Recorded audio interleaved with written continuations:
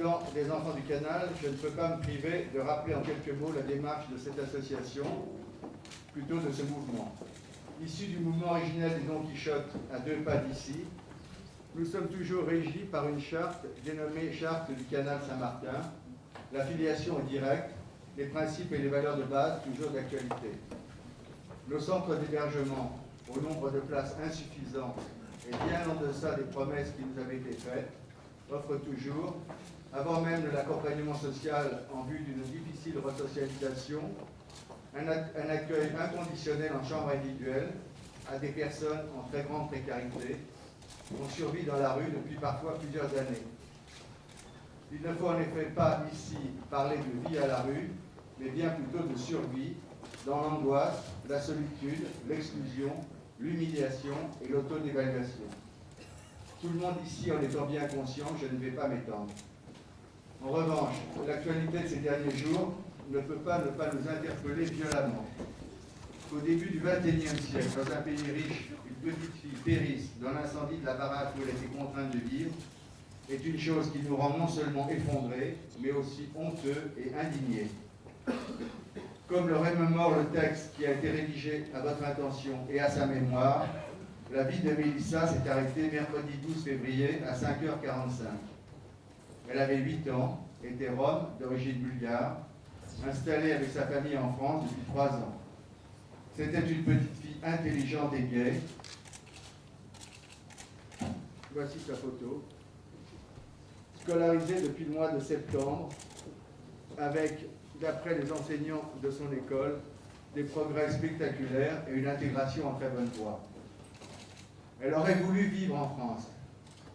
Peut-être aurait-elle eu beaucoup à apporter à ce pays, comme ce tout jeune champion d'échecs venu du Bangladesh, lui aussi contraint plusieurs mois durant à une existence de sans domicile et sans papier.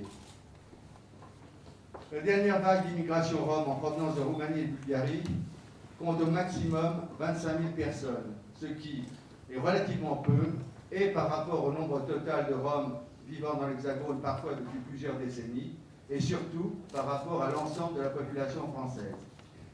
Ce nombre relativement restreint semble pourtant poser des problèmes considérables à notre société française. Pourtant, ce sont simplement des personnes qui ont fait le choix de venir vivre en France, comme plus de 3,8 millions d'autres citoyens européens. Il faut le dire comme ça, car depuis le 1er janvier 2014, ils ont en principe les mêmes droits que tous les autres communautaires européens. En fait, pour les Roms, population persécutée, ce n'est pas du tout ça. Ils sont le plus souvent obligés de s'installer sur des terrains squattés, dans des cabanes construites avec des moyens dérisoires, impossibles à chauffer correctement, sans eau, sans électricité, sans hygiène. Et c'est précisément au prétexte de ces conditions de vie précaires et insalubres que sont prononcés les arrêtés d'expulsion. Rassurez-vous, c'est pas loin. Mélissa est la dernière victime de l'absurdité de nos politiques publiques. Elle est la victime du non-respect de la mise en application d'une circulaire signée par 7 ministres de la République française en août 2010, du non-respect de la Convention des Nations Unies relative aux droits de l'enfant, pourtant ratifiée par la France dès 1990. Elle est la victime de l'obstination des puissances publiques à détruire les bidonvilles, au motif de la sécurité des habitants, sans reloger ceux-ci, les obligeant au contraire à se réinstaller dans des conditions toujours plus marginales, plus précaires, plus dangereuses. Elle est la victime d'un État qui laisse monter les stéréotypes xénophobes et la discrimination à l'égard de certaines populations marginales et qui, d'une main, peut leur distribuer des crédits, ridicules en ce qui concerne les Roms, mais qui, de l'autre, détruit les bidonvilles à un rythme encore inédit. Les Enfants du Canal dénoncent l'absurdité de cette schizophrénie étatique qui, en toute logique, ne peut mener nulle part, sauf à accroître encore la souffrance.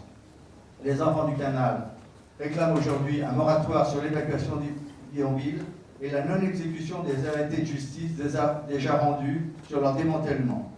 Nous réclamons, en attendant la mise en place de leur plan de résorption annoncé par le gouvernement, que celui-ci décrète au moins le moratoire des évacuations. Il faudra aussi et surtout mettre au point une vaste dynamique de soutien social pour aider les familles roms à s'intégrer, pour stabiliser leur lieu de vie dans des conditions minimales de dignité et de sécurité, en facilitant l'accès à l'eau et l'électricité, et pour enfin permettre l'accès pour tous au marché du travail et à l'instruction.